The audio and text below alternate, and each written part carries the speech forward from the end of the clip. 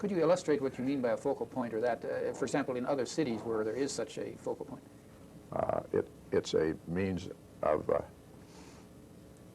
experiencing the city for all of the people, and a place that people feel that belongs to them, belongs to the city, and they're free to come and sit around and watch the birds and watch other people and enjoy part of urban life that gives some relaxation and pleasure and understanding about who makes up the city.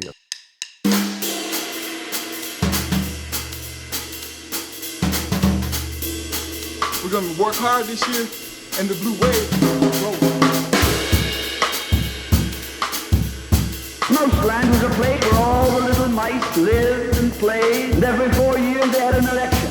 Now, if you think it's strange that mice should elect a government made up of cats.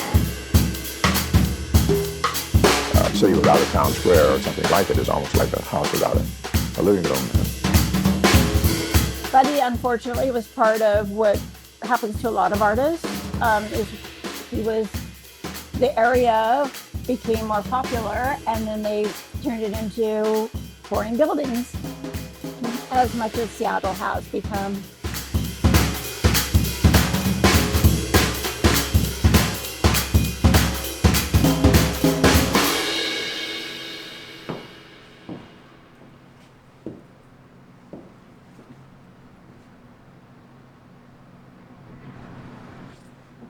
So many memories. I was born at Ballard Hospital. I grew up in Magnolia. I went to Queen Anne High. So I am as native as they come. This is Deborah.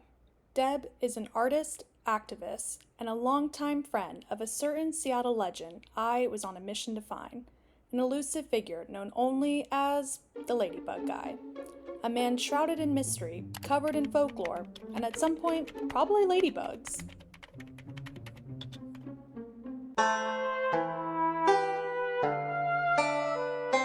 This all started when I stumbled upon a Seattle Reddit thread, a digital town square of mystery and mild chaos, where someone was trying to confirm if they had actually, in real life, visited a house covered in bags of ladybugs, or if it was just a fever dream. But the post took off. In fact, dozens of people chimed in. Moonamoose said, "This unlocked such a deep memory for me, LOL. Altruistic Horror 301. He was real. He was a little off, but a very nice guy." They were even dropping hints about his possible whereabouts. And naturally, I had some questions. Who was this guy? Was he even still alive? Was he still bugging? It turns out he was evicted. Another folk hero lost to the sands of time. And apparently the housing market. And so a very, very deep dive later, I discovered that Buddy Foley, yes, he had a name, was still around, lurking in Seattle's most unpredictable underground scene. Pike Place Market.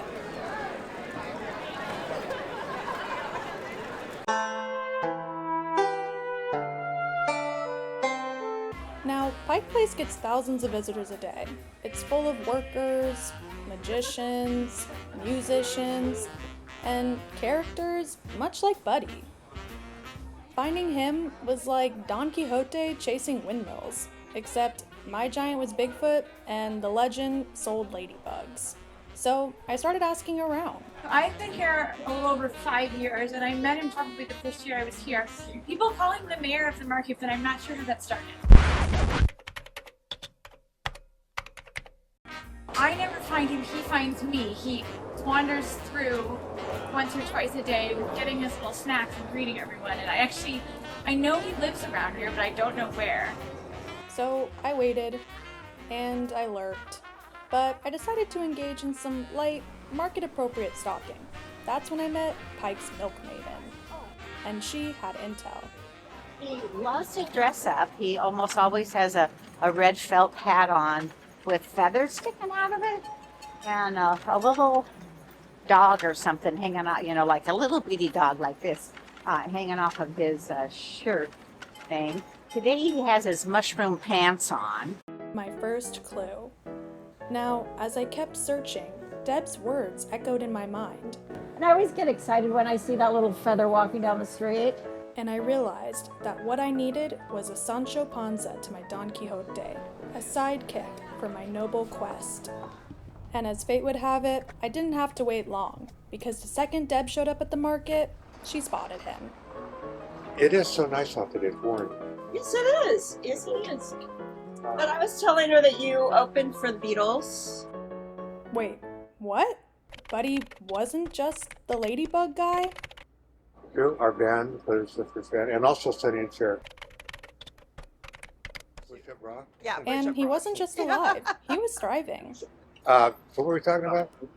The band was called the Jackasses. Yeah, honestly, one of the most appropriately named bands in history. There they are, right there. The Jackasses? Oh my gosh. I guess you could say Deb was impressed. Oh, wow. Anyway, so, I've got to go now.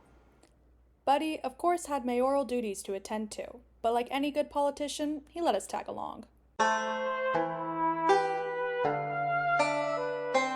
Okay, let's go this way. His first stop, Follow me to the incense section. A lot of energy over here with the around. Cool. What's nice to see you, buddy? Look at these beautiful colors. Kind of makes your fingers tired just looking at it. when I got a chance, I asked Buddy the burning question. Why ladybugs? Was it profitable? Probably 6,000 or 7,000. And then what'd you do with the money? And I used all the money to go to Burning Man. And people wondered how I got them. I ordered them from a biological supply company. Buddy had no problem spilling the secrets of the ladybug trade. I love this place. It's full of mystery and intrigue. Every day I spend $10 right here.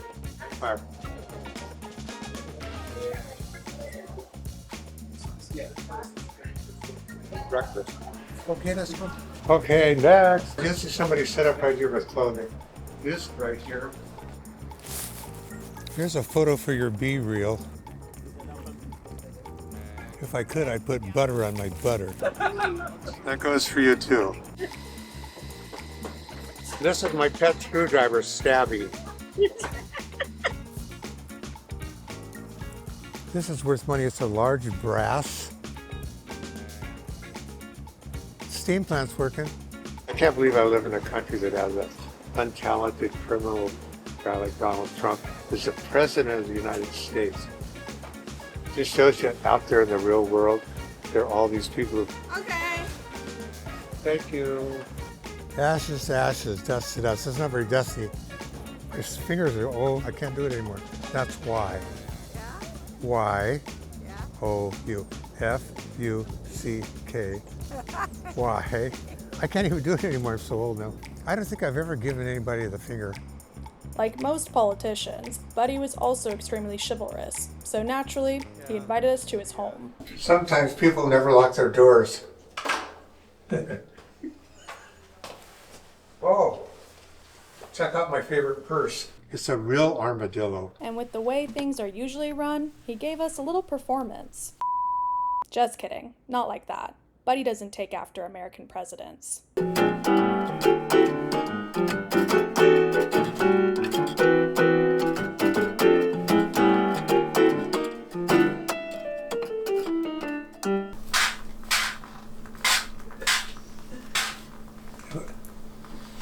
Am I making that noise? Oh, it was shooting on Frida Kahlo. Here's my butterfly collection. So for anyone out there still wondering, Buddy is living the life. A lot of times, a parka will cover up your boobs. You can't tell if you have boobs or not. Do I have boobs? With some limitations. That's just feathers. Seattle keeps changing, but somehow Buddy's still here. Proof that not everything real can be erased.